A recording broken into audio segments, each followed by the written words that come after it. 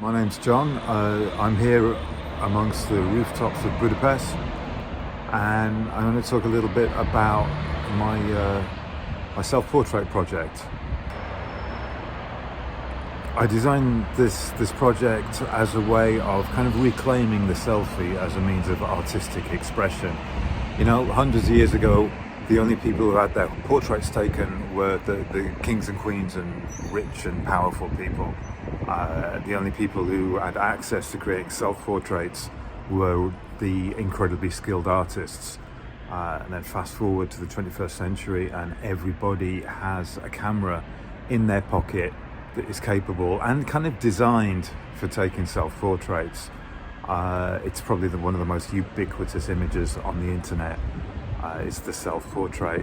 What I plan to do with this workshop is to turn away from the idea of the self-portrait as an image of something that you look like, and maybe contain some elements of how you feel or the kind of things that you're into, and how to use the self-portrait as a way of expressing yourself rather than just your image.